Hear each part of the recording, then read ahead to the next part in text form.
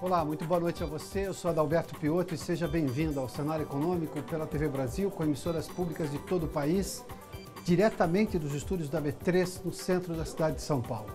O Ibovespa chega à marca de 88 mil pontos durante a sessão de abertura da semana e fecha com mais um recorde. É a 9ª alta consecutiva do índice da Bolsa de Valores de São Paulo. Entre as baixas, CCR e JBS são impactadas pelo noticiário que envolve executivos das duas empresas em operações anticorrupção. A arrecadação federal cresce mais de 10% em janeiro, num dia de anúncio de redução da dívida pública. E a melhora da economia, com dólar estável, tem levado os brasileiros a gastar mais no exterior. O cenário econômico está no ar. A arrecadação federal cresceu 10% no mês de janeiro. Foram 155 bilhões de reais arrecadados pelo governo.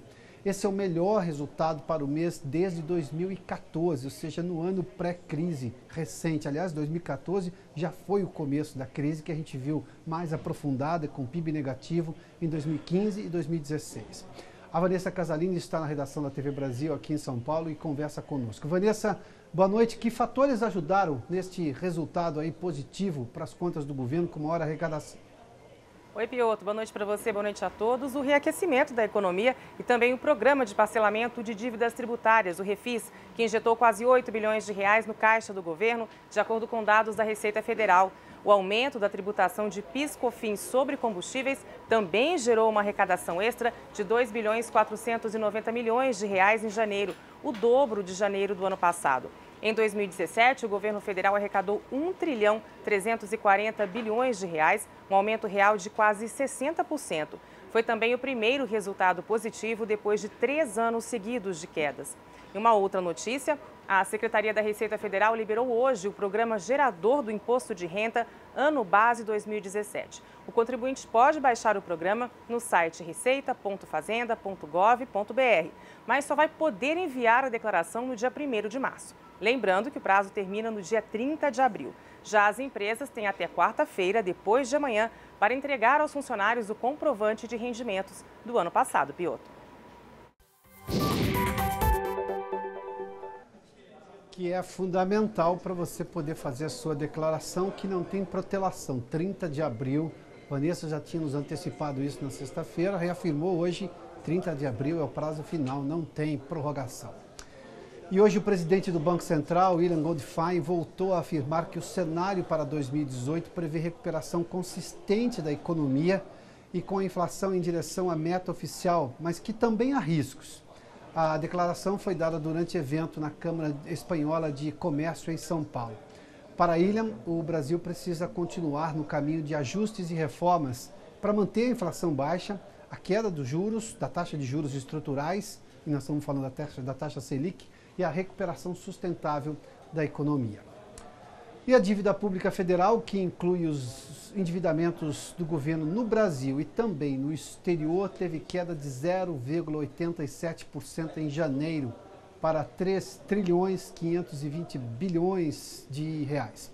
Em dezembro do ano passado, a dívida somava 3 trilhões e meio de reais. A redução, de acordo com a Secretaria do Tesouro Nacional, está relacionada com a retirada de títulos públicos do mercado, ou seja, compra de títulos de dívida que o governo foi lá e recomprou.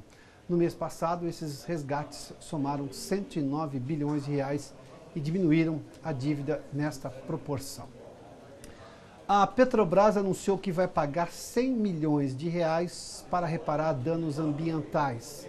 Ao mesmo tempo, a empresa pretende reduzir outras despesas para reduzir a dívida da companhia. O repórter Maurício de Almeida está na redação da TV Brasil no Rio de Janeiro e nos traz detalhes. Maurício, boa noite.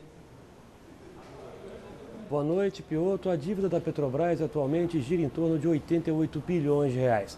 O objetivo da empresa é fechar o ano com a dívida em cerca de 77 bilhões de reais, que representaria uma redução de aproximadamente 12%. Isso vai ser possível com o corte de despesas, também com o alongamento de dívidas. A Petrobras, desde o ano passado, vem negociando com bancos dívidas com prazos maiores e também com juros menores. A Petrobras também não descarta a venda de ativos da companhia para tentar reduzir essas dívidas. E, ao mesmo tempo, a Petrobras assinou um acordo com o IBAMA relacionado com a área ambiental. A Petrobras se compromete a reduzir a poluição na área onde ficam 28 plataformas de petróleo. Com isso, reduzir o lançamento de óleo no oceano. A Petrobras também se comprometeu a pagar 100 milhões de reais para destinar esse dinheiro para projetos ambientais na região que já foi afetada por conta de lançamento de óleo no mar. A Petrobras vai desenvolver vários projetos ambientais, principalmente na Bacia de Campos. Piotr. Muito obrigado, Maurício. Um dos grandes desafios do meio ambiente hoje é a questão da reciclagem. E sem destinação correta é comum ver em dias de chuva como hoje aqui em São Paulo, que choveu muito, garrafas PETs, sacolas plásticas e tantos outros produtos boiando em córregos e rios, na verdade embalagens, né? Causando doenças e poluição ambiental. E um dos produtos mais fabricados e também dos mais descartados são os pneus. Levando em consideração que cada pneu pode demorar 700 anos para se decompor na natureza, os prejuízos são ainda mais severos. Está em construção na cidade de Cuiabá, no estado do Mato Grosso, uma planta que terá capacidade para reciclar anualmente milhares de toneladas de pneus com uma tecnologia que tem ganhos de sustentabilidade porque não usa a queima com geração de CO2 no processo de decomposição, se é que podemos chamar assim, do pneu velho. Para falar do assunto, eu conversei mais cedo com o Robson Freitas, CEO da empresa Bio5. Acompanhe.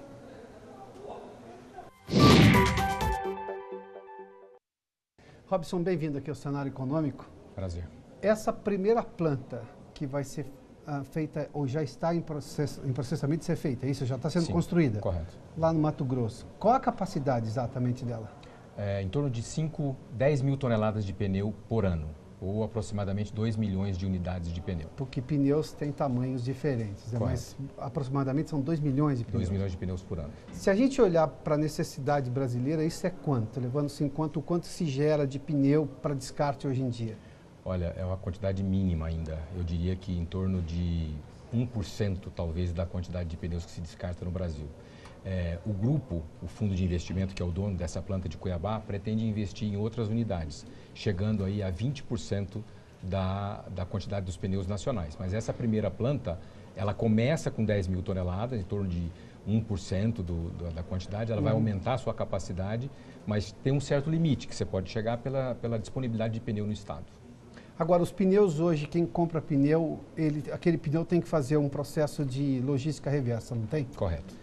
E essa quantidade, você me disse que a planta vai atender até 1% dessa reciclagem, é desse total que se chega para fazer a logística reversa? Correto. Do total do Brasil, que hoje chega aí a aproximadamente 500 mil toneladas ano. 500 mil toneladas ano de pneu descartado? Correto. O que nós temos hoje? Porque essa planta, eu sei que tem um sistema diferente, é uma tecnologia nova empregada, porque tem uma questão ambiental mais apurada aí. Correto. Mas nós temos vários outros tipos de reciclagem no país, não temos? Sim, tem vários. Tem o próprio reuso do pneu, que é uma recapagem, tem vários tipos. Essa tecnologia que nós estamos usando chama-se pirólise, é uma tecnologia que ela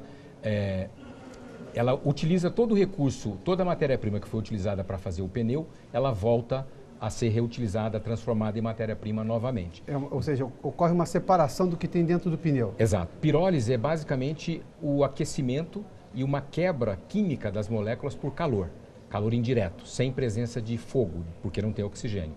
Então você, basicamente uma linguagem bem simples, derrete o pneu e dele sai gás, sai óleo de pirólise, sai o aço e sai o negro de fumo, que é o componente principal para fabricar borracha. Que é o que dá cor, inclusive, não? Sim. É o que se usa para várias outras coisas, né? Exato, para fazer asfalto, para fazer tinta de impressora. Tinta de impressora, eu me lembro disso aí. A tinta de impressora usa chama-se negro de fumo. Negro de fumo ou carbon black, como é conhecido nos Estados Unidos. Agora, esse formato, quando você fez menção, não usa oxigênio, então não tem queima. Se não tem queima, não tem CO2. Não tem CO2, emissão de CO2, Exato. Que é o grande problema do mundo hoje do aquecimento global. Exato, correto. Então é um processo autossustentável, porque além dele não gerar CO2, ele usa o próprio gás que processo produz para aquecer. Então você inicia o processo com um pouco de óleo, que você compra para iniciar o processo, mas depois o gás que ele produz sustenta o processo para sempre. Então é um processo autossustentável. Autossustentável e financeiramente, o custo é mais alto do que dos métodos convencionais de reciclagem, sobretudo os que vão fazer queima. Não estou falando da reutilização do pneu, que seja uma outra finalidade. Sim. Embora tenha o mesmo objetivo no final, que é não descartar aqui na natureza. Mas quando se tem uma queima normal, e esse processo de pirólise, do ponto de vista financeiro, é sustentável também? Sim, ele é sustentável. Hoje no Brasil, o reciclador ele não paga pelo pneu, ele paga pelo frete para entregar o pneu na sua porta. Então, ele é sustentável. Se ele passar a ser cobrado pelo pneu, gera um pouco de dificuldade para que ele seja sustentável. Isso a gente está trabalhando para que o projeto pare de pé. Mas, por enquanto, como não se paga pelo pneu, ele é rentável. E não se paga pelo pneu porque a legislação diz isso hoje, ou é um acerto das várias partes do negócio? Na realidade, a legislação hoje, ela força o produtor do pneu e o importador a dar o destino final a esse pneu. Então, é a logística reversa. Que é a logística reversa. O reciclador, que pode ser uma empresa de pirólise como a Bio5, ou pode ser uma cimenteira, que usa esse pneu como uma valorização energética, ou seja, para substituir o coque de petróleo ou algum outro tipo de combustível que eles usariam nos seus fornos. Então, com essa lei, as empresas de pneu, ela precisa de ter um certificado de destino desse pneu, para que ela possa produzir mais pneu no ano seguinte. Ou o importador poder trazer mais. Ou o importador trazer mais. Então, há uma troca de favores, né? Eles cedem o pneu e as empresas de reciclagem ou as cimenteiras fornecem um certificado de destino. Falando em logística, o fato de estar lá em Cuiabá, isso tem alguma questão estratégica, alguma questão de instalação lá por algum benefício fiscal? Porque eu tenho que levar em conta que não é Cuiabá que tem a maior uso de pneus. É nas regiões mais desenvolvidas, não tem mais gente, que nós estamos falando do Sudeste. Essa logística encarece o produto, porque aí é a empresa que tem que fazer o frete, né? Sim, na realidade, a Reciclanip, que é uma entidade dos fabricantes de pneu, que é responsável pela coleta dos pneus no país inteiro. Ela tem mais de 1000 pontos de coleta pelo país. E aí ela faz essa entrega dos pneus para você e você paga o frete para a Reciclanip. Por que Cuiabá? Cuiabá, essa empresa foi adquirida pelo fundo de investimento, que é o dono atual da empresa da Bio5, de um fundador original que não conseguiu completar o investimento. E ele tinha começado esse projeto em Cuiabá. Coincidentemente, Cuiabá é um ótimo local para se ter uma recicladora, porque é o 5º maior mercado de pneu inservível do país, mas não tem a competição que outros mercados como São Paulo têm. Então, tem um suprimento de pneu para reciclar bastante bom e que permite você ter uma empresa desse porte em Cuiabá. Agora, o fato de ser uma alternativa mais sustentável, quando a gente olha para a questão ambiental, que hoje ainda bem está no foco de tudo, e levando-se em conta o custo, o DMI Group, é esse exatamente? DMI Group, sim. Que é esse fundo de investimentos que está criando a Bio5, é isso? Correto. O fato de ser sustentável é o quê? É uma política da empresa, é uma exigência legal que não permite mais outro tipo de empresa? Por que é a escolha por essa tecnologia? Que obviamente o meio ambiente agradece, todo mundo agradece, mas qual a razão da escolha? O DMI Group é um fundo que tem por política fazer projetos do bem. Tem vários outros projetos que o fundo está investindo. Eu não tenho liberdade para falar sobre alguns deles aqui que não seja a Bio5, mas tem outros projetos, todos eles voltados à reciclagem, a reuso, reutilização de materiais que, no caso do pneu, por exemplo, quando ele vai para a cimenteira, ele é queimado, ele desaparece por inteiro. É como se fosse um carvão ou um coque que entra no alto forno.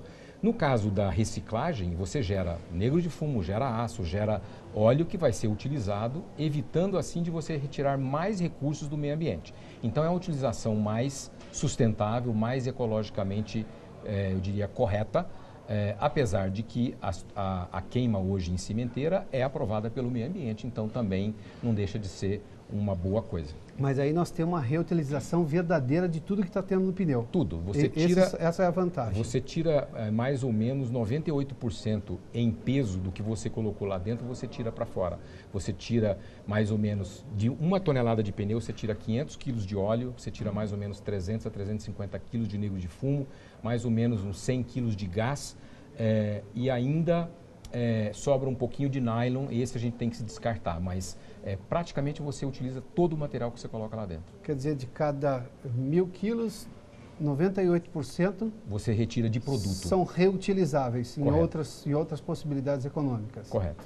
Gera novas matérias-primas diversas com vários usos. No horizonte, só uma última pergunta, no horizonte essas outras plantas vão acontecer em que parcela de tempo? Olha, a gente pretende operar a planta de Cuiabá como a nossa planta piloto, demonstrar direitinho a tecnologia a partir de meados do ano que vem, meados de 2019. Perfeito. A planta está em processo de montagem. Ela tem toda a parte de obra civil quase pronta, mas eu tenho que trazer equipamentos importados da China, Estados Unidos e fazer toda a parte de montagem da planta. Contratação, treinamento de pessoas e assim por diante. Tá, uma vez lá feito, o que, no prazo de 10 anos? Eu diria de 8 a 10 anos, mais ou menos, a gente consegue implantar as outras plantas no Brasil. Quantas outras? Eu acredito que 4 ou 5, aí vai depender do nosso mercado se recuperar e ter pneu inservível para que possa abastecer tantas plantas. Uhum. Robson, obrigado. Sucesso com o empreendimento. Obrigado pela gentileza de nos atender aqui. E daqui a pouco os números do mercado financeiro num dia de empolgação com previsão de queda de inflação, aumento do PIB. E durante o dia o Ibovespa chegou a superar os 88 mil pontos pela primeira vez na história. No final do dia uma cotação um pouco mais baixa, mas mesmo assim um novo recorde. Nós voltamos em instantes. O índice da Bolsa de Valores de São Paulo bateu novo recorde hoje depois da 9ª alta consecutiva. Por volta de 11 horas da manhã, chegou a superar os 88 mil pontos. Baixou um pouquinho ao longo do dia, a gente vê agora o fechamento do mercado. Está ali, olha, aquele gráfico ali, naquele ponto mais alto, logo no começo do dia, foi por volta de 11 horas da manhã. Às 11h05, para ser preciso, se não me engano, passou os 88 mil pontos. Mas depois oscilou um pouquinho durante o dia, embora ficou sempre no índice positivo em relação à sexta-feira, uma alta de 0,35%. a 87.604 pontos, um novo recorde do Ibovespa. Vamos dar uma olhadinha nas maiores altas, o que puxou para cima o Ibovespa? Está ali, olha. As maiores altas temos lá, Magazine Luiza, nós estamos falando de varejista pesado ali, ou seja, ganho de compra para o consumidor com inflação baixa, recuperação do emprego, está ali. Magazine Luiza 7,67% de alta. A Siderúrgica Nacional com 5,36%, Uzi Minas 4,51% e Gerdau Metalúrgica com 3,54%. O dólar comercial, que tempos atrás começou a ensaiar uma alta expressiva, chegou a 3,30, começou a ter um movimento de queda já desde a semana passada. Hoje também não foi diferente, uma queda também no dólar comercial. Hoje a R$ 3,23, uma queda de 0,27%. Aí tem muito de noticiário positivo da economia brasileira, ou seja, com compra de títulos da dívida pelo governo, redução da dívida externa e dívida interna do governo brasileiro, o aumento do poder de compra com redução da inflação, até porque parte do otimismo do mercado, que a gente viu ali, veio da divulgação hoje de manhã com as expectativas do mercado sobre a economia brasileira este ano, agora em 2018, divulgadas pelo Boletim Focus do Banco Central. PIB e produção industrial em alta e inflação em queda. Vamos lá, nós temos ali o IPCA, que é exatamente a inflação oficial. Nós estamos falando de expectativas econômicas. O IPCA vai ser divulgado agora no dia 1º de janeiro, a inflação oficial do ano passado, mas agora no dia 1º de março, o IBGE divulga o IPCA. Mas há um mês a previsão para a inflação deste ano era de 3,95%. Há uma semana caiu para 3,81% e agora a previsão é de 3,73%. Lembrando que o centro da meta é de 4,5%. A produção industrial em alta, era 3,18% há um mês para este ano, 3,51% há uma semana e 3,76% hoje, ou seja, também um otimismo em relação à indústria. E o PIB, 2,66% há um mês. Agora, hoje, na última semana, agora foi a 2,89%. O mercado está se aproximando do índice que aposta o governo de crescimento. O governo fez uma previsão, uma estimativa de crescimento do PIB este ano de 3%. A gente estava falando de muito menos, o mercado estava um pouquinho mais conservador em relação ao crescimento da economia. Apostava sim no crescimento, acima de 2%, mas muito mais próximo do 2,5% ali do que propriamente do 3%. Agora a gente viu ali um crescimento exponencial também, crescimento importante, perdão, dessas expectativas do mercado chegando a 3% do PIB, que é a previsão do governo, a previsão do Banco Central inclusive, e as expectativas do mercado se aproximando também. Nós falamos dos ganhos da Bolsa, mas duas empresas chamaram a atenção dos investidores hoje por notícias negativas envolvendo seus executivos, notícias que fizeram com que diminuísse os ganhos do Ibovespa porque puxaram o índice da Bolsa de Valores para baixo, com perdas significativas. A CCR foi citada em mais um caso de investigação de propina da Lava Jato, que envolve a empresa em pagamentos ilegais em obras públicas, e os papéis da JBS foram impactados pelo pedido de anulação da delação de Wesley Batista, feito pela Procuradoria-Geral da República. A procuradora Raquel Dodge justificou sua decisão ao dizer que informações foram omitidas no depoimento de colaboração feito por Wesley. Vamos ao fechamento dessas duas ações que estiveram entre as 4 maiores baixas. A CCR foi a maior baixa hoje, caiu mais de 10%, ali um pouquinho mais de 10%, 10,01%. A CCR, ali é uma investigação de Lava Jato, propriamente dito, com pagamento de propina durante a realização de obras públicas, ou seja, relacionamento de empresas com o governo. E a JBS, aí foi exatamente essa anulação da delação de Wesley Batista, foi a 4ª maior queda, com 3,59%. Só um detalhe em relação à questão da JBS, a delação de Wesley é uma parte, depois tem a delação de Joesley. Joesley continua preso porque responde a 2 processos. No processo que o Wesley respondia, na semana passada nós demos uma informação aqui, ele chegou a ser solto por uma decisão do STJ, do Superior Tribunal de Justiça, da 6ª turma do Superior Tribunal de Justiça. Agora, a delação dele foi um pedido da Procuradoria-Geral da República, foi um pedido de anulação. O caso agora está com o ministro Fachin, é o ministro do Supremo Tribunal Federal que vai julgar exatamente essa anulação da delação. Sobre a CCR informou que a área de compliance da empresa está investigando o caso. E os principais bancos brasileiros assinaram hoje um acordo de cooperação técnica com a Polícia Federal para combater fraude bancária eletrônica. 14 bancos fazem parte do acordo que visa garantir a segurança de transações bancárias feitas por meios eletrônicos. Prevê o compartilhamento de informações e terá as mais recentes tecnologias no combate aos crimes eletrônicos. O Brasil é o 2º país do mundo com maior número de ataques cibernéticos no planeta, perdendo apenas para o México. Nós temos uma informação também que aumentou o número de gastos dos brasileiros no exterior. Também aumentou gastos de estrangeiros no Brasil no ano passado. Vamos dar uma olhadinha aqui os dados que nós temos. Gastos de viagens internacionais. De brasileiros, o aumento foi de 26,8% a 2 bilhões de dólares. De estrangeiros também aumentou, um pouco menos, mas 17,9%. Os dados são referentes a janeiro agora deste ano, 779 milhões de dólares. Qual a razão disso? Chama-se estabilidade do dólar. Vamos lá, nós temos uma tela justamente para mostrar isso aí. As oscilações do dólar deixam realmente as viagens para o segundo plano. Mas está ali. O dólar no final de janeiro de 2017 foi a R$ 3,15. Um ano depois, no final de janeiro de 2018, R$ 3,18. Quando o dólar estava oscilando muito, anos atrás, eu perguntei a um industrial que operava justamente com questões de importação e exportação, eu perguntei para ele qual que era o dólar melhor. Ele falou assim, o melhor dólar é o dólar estável. Se vai subir muito, se produz e se faz os cálculos todos, a previsibilidade em relação a isso. Se está baixo também, mas o importante é a estabilidade. Dá para falar um pouquinho da economia do século XXI? Bom, vamos lá. De acordo com o Índice Global de Talento e Competitividade, que analisou 90 cidades do mundo no quesito poder de atração de talentos profissionais, as grandes capitais do mundo começaram a ter companhia de cidades que não faziam parte dessas listas até bem pouco tempo atrás. As mais bem colocadas no ranking, anote aí, são Zurique, na Suíça, Estocolmo, na Suécia, Oslo, na Noruega, Copenhague, na Dinamarca e Helsinki, na Finlândia. Aqui na América Latina, as mais bem colocadas são exatamente essa daí, mas nós estamos falando depois da 60ª posição. A melhor delas é Buenos Aires, na Argentina, em 35º lugar, em 60º lugar, Cidade do México, e São Paulo, que é a 61ª cidade desse índice. Muito obrigado pela sua companhia, pela audiência. Até amanhã. Boa noite a você.